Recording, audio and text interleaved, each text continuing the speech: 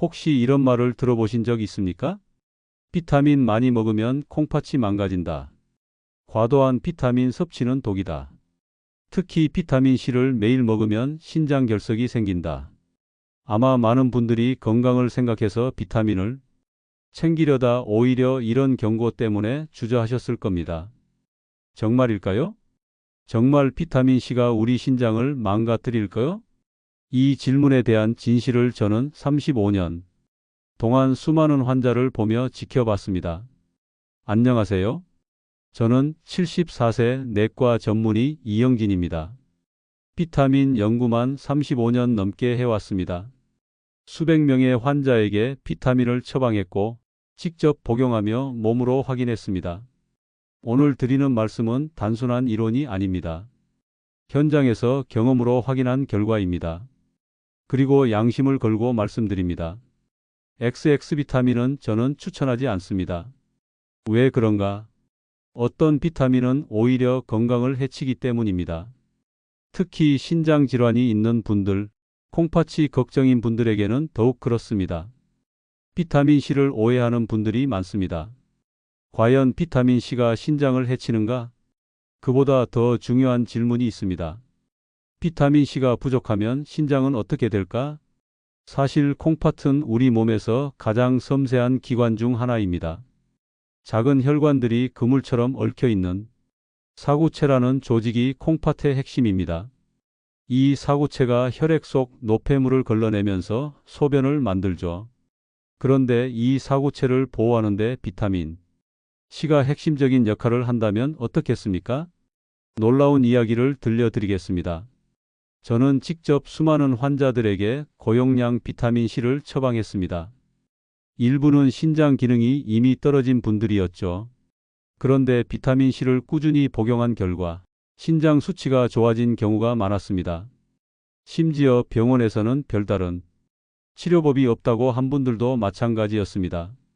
반대로 중성 비타민 C, 그러니까 일반적으로 위의 부담을 줄인다며 시판되는 XX 비타민은 저는 절대 추천하지 않습니다.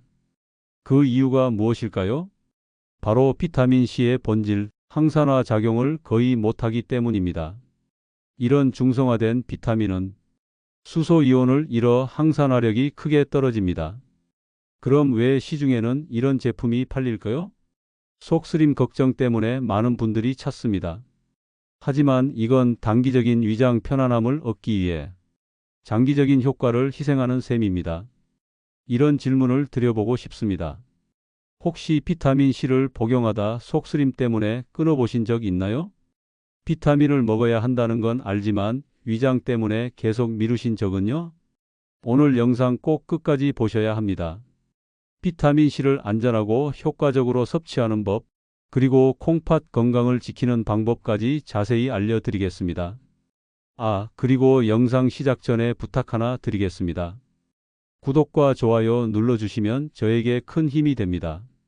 더 많은 분들이 건강 정보를 얻을 수 있게 도와주시는 겁니다. 그럼 지금부터 비타민 권위자의 35년 양심 고백 신장에 벌어지는 충격적 변화 본격적으로 시작합니다. 비타민 C가 왜 이렇게 오해를 받게 되었을까요? 그 이유를 알려면 먼저 비타민 C가 우리 몸에서 어떻게 작용하는지부터 알아야 합니다. 비타민 C는 수용성 비타민입니다. 쉽게 말해 물에 녹는 성질을 가지고 있습니다. 그래서 몸에 필요한 양만 흡수되고 나머지는 자연스럽게 소변으로 배출됩니다. 이게 바로 비타민 C의 첫 번째 특징입니다. 과하게 쌓이지 않는다는 것. 사실 이것만으로도 많은 분들의 걱정은 절반 이상 사라집니다. 그럼에도 불구하고 비타민 C를 많이 먹으면 콩팥에 부담이 간다는 말이 왜 나왔을까요? 이건 신장결석과 혼동해서 생긴 오해입니다. 신장결석은 주로 칼슘, 옥살산 등이 결합해서 생기는데 아주 드물게 고용량 비타민 C 섭취가 옥살산 수치를 높일 수 있다는 연구가 일부 있었습니다. 하지만 이건 극히 예외적인 경우입니다. 평소 수분 섭취가 부족하거나 원래 신장 질환이 있는 경우에만 일부 보고가 있을 뿐입니다. 그렇다고 일반적으로 비타민 C가 콩팥을 망가뜨린다고 보는 건 잘못입니다. 오히려 그 반대입니다. 왜냐하면 신장은 혈관 덩어리이기 때문입니다. 정확히 말하면 사구체라는 미세혈관 네트워크가 콩팥의 핵심입니다. 이 혈관을 지켜주는 대표적인 항산화제가 바로 비타민 C입니다. 비타민 C가 부족하면 혈관벽이 약해지고 산화 손상이 늘어납니다. 산화 손상이란 쉽게 말해 세포가 녹쓰는 것입니다. 녹슨 혈관은 딱딱해지고 막히며 결국 신장 기능이 떨어지게 됩니다. 이걸 만성신부전이라 부르죠. 비타민 C는 바로 이 산화 손상을 막아주고 혈관을 튼튼하게 유지시켜줍니다.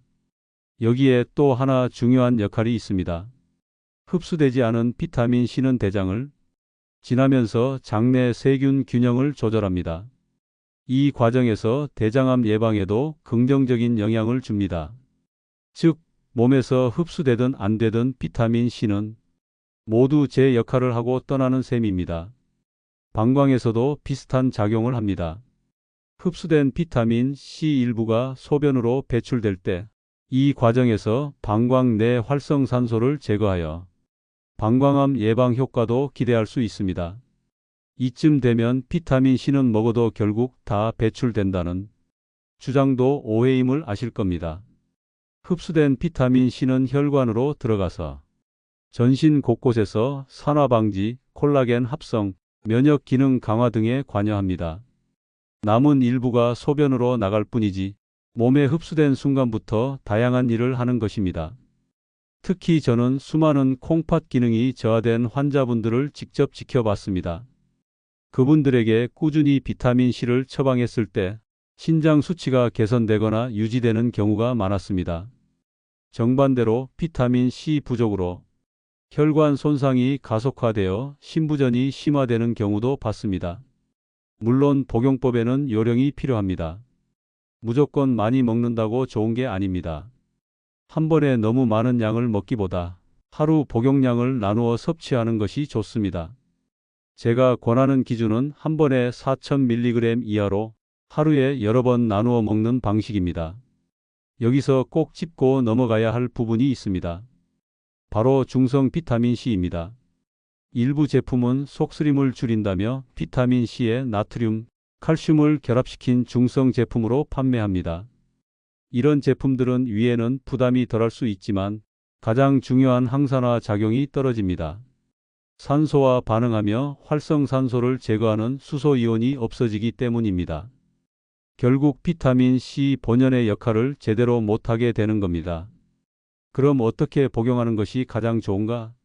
식사를 마친 후 속이 가득 찼을 때 복용하면 위장 부담이 확연히 줄어듭니다. 만약 그래도 불편하다면 용량을 줄이고 천천히 늘려가면 됩니다.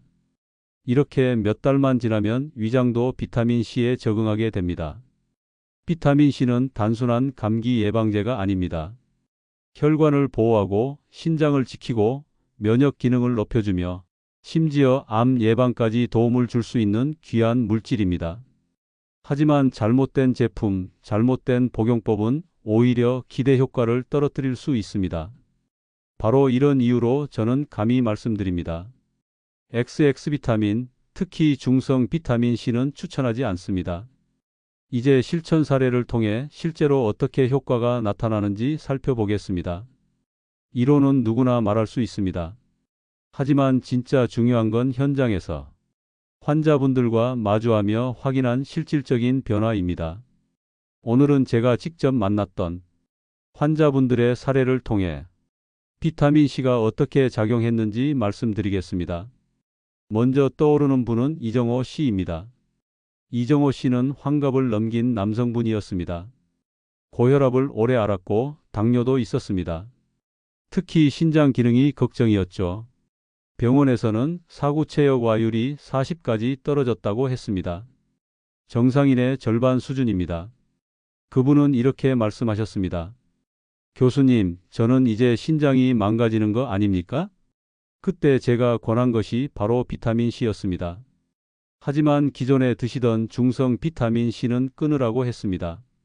속쓰림을 염려했지만 식사 직후 소량부터 시작하도록 했습니다. 하루 1000mg씩 3번으로 나눠 드시기 시작했습니다. 이후 서서히 용량을 늘려 한 번 3000mg씩 하루 4번까지 올렸습니다. 그렇게 6개월이 지났을 때 놀라운 변화가 있었습니다. 사구체여 과율이 40에서 55로 올라간 겁니다. 의사인 저조차 감탄할 정도였습니다. 이정호 씨도 말했습니다. 살 것 같습니다. 피로도 덜하고 소변도 좋아졌습니다. 비타민C가 혈관을 보호하고 사구체 손상을 줄이면서 이런 개선이 나타난 것입니다. 다음은 김순자 씨 사례입니다. 김순자 씨는 70대 후반 여성으로 방광에 늘 불편감을 느꼈습니다. 잦은 소변, 잔뇨감, 방광염 재발로 고생했지요. 그분 역시 기존에 속쓰림이 두려워 비타민C를 아예 피하고 있었습니다. 하지만 저는 오히려 방광을 위해 비타민C를 권했습니다. 흡수된 비타민C 일부가 소변을 통해 방광에 도달하면서 활성산소를 제거하고 방광 점막을 보호하기 때문입니다. 김순자 씨도 식사 직후 소량으로 시작했습니다. 2달 정도 지나자 놀라운 이야기를 하셨습니다. 교수님, 밤에 화장실 가는 게 반으로 줄었습니다. 그렇게 1년이 지나자 방광염 재발이 사실상 사라졌습니다. 비타민C가 단순히 면역을 높이는 걸 넘어 방광 자체의 산화 스트레스를 줄여준 덕분입니다. 세 번째 사례는 박진우 씨입니다. 박진우 씨는 50대 후반으로 콜레스테롤 수치 때문에 고민이 많았습니다. 총 콜레스테롤 수치가 250까지 올라 있었고 병원에서는 스타틴 계열 약을 권했죠. 하지만 박진우 씨는 부작용이 두려워 고민했습니다. 그때 저는 비타민C 섭취를 병행할 것을 권했습니다. 비타민C는 콜레스테롤 대사를 촉진합니다. 콜레스테롤을 스테로이드 호르몬, 담즙산 등으로 전환하는 과정을 원활하게 도와줍니다. 박진우 씨도 하루 3000mg씩 3번 나눠 섭취를 시작했습니다. 6개월 후 검사 결과 총 콜레스테롤 수치가 250에서 220으로 자연스럽게 떨어졌습니다. 무리하게 콜레스테롤을 억제하지 않고 몸이 필요에 따라 적절히 사용하도록 도와준 결과입니다. 이 외에도 수없이 많은 환자분들을 통해 확인한 사실이 있습니다. 비타민C가 부족하면 오히려 면역이 약해지고 혈관 손상이 가속화됩니다. 특히 신장이 망가지기 시작하면 일반적인 치료법은 거의 없습니다. 그러나 비타민C는 혈관을 보호하며 결국 신장 기능 유지에 큰 도움이 됩니다. 물론 누구에게나 효과가 똑같이 나타나는 것은 아닙니다. 체질, 질환의 정도, 복용량 등에 따라 차이가 있습니다. 하지만 대체로 비타민C를 적절히 활용했을 때 나빠지던 흐름을 멈추고 안정시키는 힘이 있다는 것은 분명합니다. 여기서 한 가지 더 강조하고 싶은 것이 있습니다. 이런 좋은 결과가 나타났던 분들은 모두 XX 비타민, 즉 중성 비타민C가 아니라 산성 비타민C, 즉 본래의 비타민C를 드셨다는 사실입니다. 중성 제품은 항산화 기능이 거의 없습니다. 속쓰림이 염려되면 식사 후 소량으로 시작하면 됩니다. 비타민C는 감기 예방제 정도로 취급하기엔 너무나 소중하고 강력한 영양소입니다. 이제 여러분도 이 사례들을 보며 실질적인 변화를 확인하셨을 겁니다. 다음 단계에서는 어떻게 하면 안전하고 효과적으로 비타민C를 복용할 수 있을지 실천법과 주의사항을 자세히 알려드리겠습니다. 자, 이제 어떻게 실천할 수 있을까요? 비타민C는 분명 우리 몸에 큰 도움이 됩니다. 하지만 복용법을 잘못 알면 효과가 반감되거나 속이 불편할 수 있지요. 오늘은 여러분이 안전하고 꾸준하게 비타민C를 복용하는 방법을 차근차근 알려드리겠습니다. 먼저 많은 분들이 가장 두려워하는 것이 바로 속쓰림입니다. 비타민C를 먹으니까 위가 쓰려요. 그래서 중성 비타민C를 먹습니다. 이런 말씀을 정말 많이 듣습니다. 하지만 앞서 말씀드린 것처럼 중성 비타민C, 즉 나트륨이나 칼슘과 결합된 제품은 항산화 기능이 크게 떨어집니다. 비타민C의 핵심은 수소이온입니다. 이 수소이온이 활성산소를 만나 중화시키는 과정에서 강력한 항산화력이 발휘됩니다. 중성화된 제품은 이 중요한 수소이온을 잃어버린 상태입니다. 따라서 가능한 한산성 비타민C를 섭취하시는 것이 좋습니다. 그렇다면 속쓰림 문제는 어떻게 해결할 수 있을까요? 가장 좋은 방법은 식사 직후에 복용하는 것입니다. 위가 음식으로 채워져 있을 때 산도가 어느 정도 중화되어 있기 때문에 비타민C가 위를 자극하는 정도가 확연히 줄어듭니다. 속이 편안해지는 것이죠. 그리고 또 한 가지 중요한 점이 있습니다. 처음부터 많은 양을 드시려고 하지 마십시오. 내 몸이 비타민C에 익숙해지는 시간을 주는 것이 중요합니다. 저는 항상 이렇게 권합니다. 처음에는 하루 1000mg씩 두세 번 나누어 드세요. 속이 편안하면 서서히 양을 올리십시오. 이렇게 시작한 분들은 대부분 두세 달만 지나면 속쓰림 걱정 없이 하루 수천 밀리그램까지 복용이 가능합니다. 그 다음으로 중요한 것이 바로 복용량과 횟수입니다. 비타민C는 수용성이라 몸에 축적되지 않습니다. 한 번에 너무 많은 양을 드시면 흡수율이 떨어지고 대부분 배출됩니다. 그래서 한 번에 4000mg 이상 드시지 않는 것이 좋습니다. 대신 하루에 여러 번 나누어 섭취하는 것이 흡수율을 높이고 효과도 오래갑니다. 예를 들어 드시기 좋은 복용 패턴을 소개해 드리겠습니다.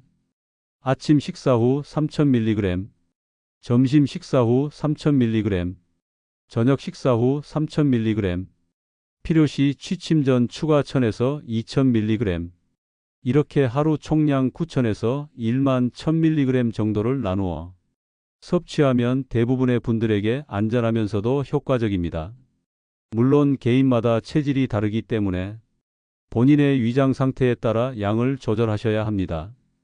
여기서 또 하나 중요한 실천 팁을 알려드리겠습니다. 물에 타서 마실 때 주의사항입니다. 비타민C 가루를 물에 타서 마시는 분들이 많습니다. 하지만 물에 녹이는 순간부터 산화가 시작됩니다. 산화된 비타민C는 효능이 떨어지기 때문에 가급적이면 물을 한 모금 머금은 상태에서 가루를 입에 넣고 바로 삼키는 방법이 가장 좋습니다. 이렇게 하면 산화 걱정 없이 신선하게 흡수할 수 있습니다. 만약 외출 시 휴대가 불편하다면 알약형 비타민C를 활용하는 것도 좋습니다.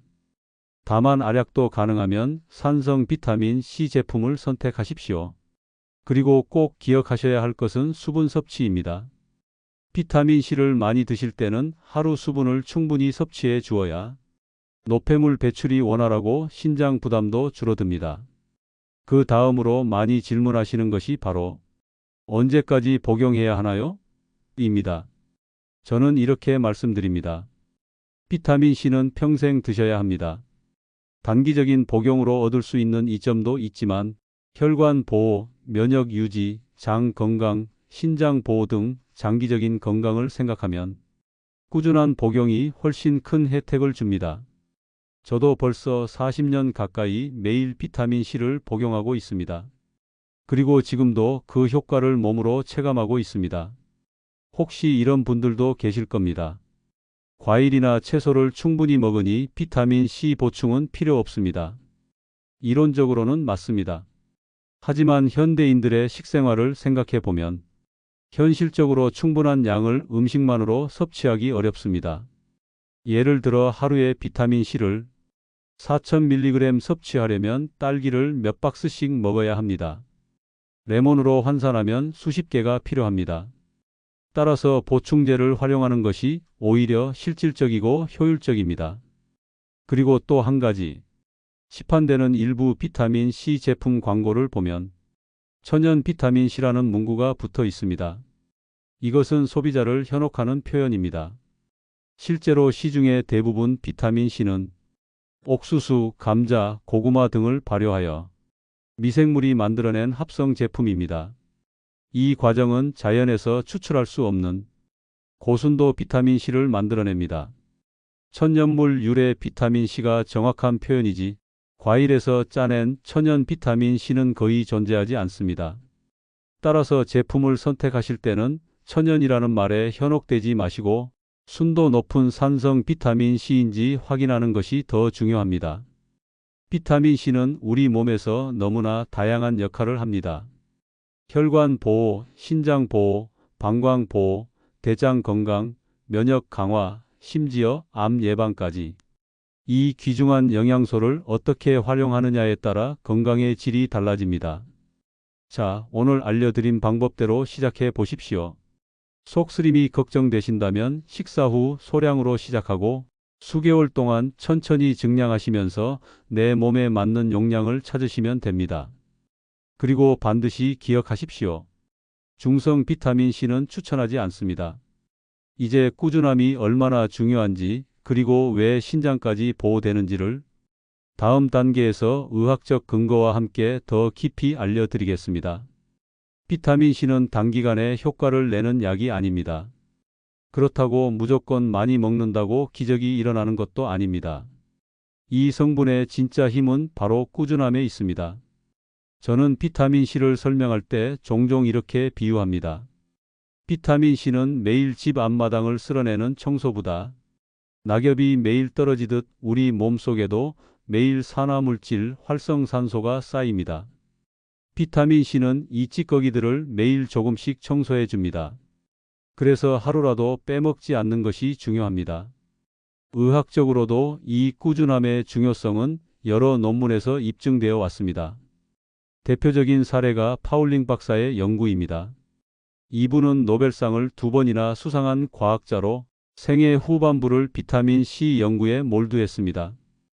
그는 고용량 비타민 C 섭취가 심혈관 질환 예방, 암 예방, 노화 억제에 도움을 준다고 주장했습니다. 비록 논란도 있었지만 이후 다양한 임상에서 그의 주장이 상당 부분 입증되고 있습니다. 저 또한 35년간 환자들을 보며 이 꾸준함의 위력을 현장에서 확인했습니다. 비타민 C를 꾸준히 복용한 환자들은 대부분 감염 질환에 덜 걸렸습니다. 감기도 가볍게 지나가고 방광염 재발도 줄어들었으며 심지어 혈관 질환의 진행이 현저히 늦춰지는 경우가 많았습니다. 특히 신장에 미치는 영향은 더욱 놀라웠습니다. 앞서 말씀드린 사구체라는 미세 혈관망은 산화 스트레스에 취약합니다. 비타민 C는 이 산화 스트레스를 낮춰 사구체의 손상을 지연시키는 역할을 합니다. 실제로 2019년 미국 신장학회지에 실린 한 연구에서는 산화 스트레스를 줄이는 항산화 치료가 만성신장 질환의 진행을 늦출 수 있다는 가능성을 보여주었습니다. 여기에 비타민 C가 중요한 보조 역할을 한다는 것이 최근 꾸준히 강조되고 있습니다. 뿐만 아니라 면역력과 관련된 연구도 많습니다. 코크란 데이터베이스 리뷰에 따르면 비타민 C를 꾸준히 복용하는 사람들은 감기 발생률 자체가 크게 줄지는 않지만 감기에 걸렸을 때 회복 기간이 단축되고 증상이 가볍게 지나간다는 결과가 나왔습니다. 이렇게 보면 비타민 C는 마치 몸속 보험과도 같습니다. 혹시 모를 산화 손상, 혈관 노화, 세포의 기능 저하를 매일매일 미리미리 관리하는 것입니다. 특히 비타민 C의 항산화 기능은 콜레스테롤과도 밀접한 관련이 있습니다. 콜레스테롤 자체가 문제가 아니라 산화된 콜레스테롤이 혈관벽을 손상시키며 동맥 경화를 촉진합니다. 비타민 C가 충분하면 이 산화 과정을 억제하여 콜레스테롤이 문제를 일으키는 상황을 미리 차단할 수 있습니다. 이건 마치 철이 녹슬기 전에 방청제를 뿌려주는 것과 같습니다. 철을 녹슬게 하지 않는 것이 더 현명한 관리법이듯 혈관을 녹슬지 않게 지켜주는 것이 비타민 C의 역할입니다. 그렇다면 꾸준히 복용하려면 생활 속에서 어떻게 습관을 잡아야 할까요? 몇 가지 조언을 드리겠습니다. 아침 식사 후 비타민 C를 준비해 두는 습관을 만드십시오. 점심 식사와 저녁 식사 후에도 마찬가지입니다. 가루를 준비했다면 미리 소분해 두고 물 한 모금에 섞어 입에서 녹여 삼키는 방법을 연습하십시오. 이렇게 하루 3번 이상 일정한 시간에 반복하는 것이 가장 좋습니다. 저는 수십 년간 하루도 빠짐없이 이 습관을 지켜왔습니다. 그 결과 지금도 혈관 수치, 콩팥 기능, 면역 수치가 젊은 시절 못지 않습니다. 그리고 꼭 함께 실천하셔야 할 것이 있습니다. 수분 섭취입니다. 비타민 C는 수용성이므로 충분한 물과 함께 복용하면 체내,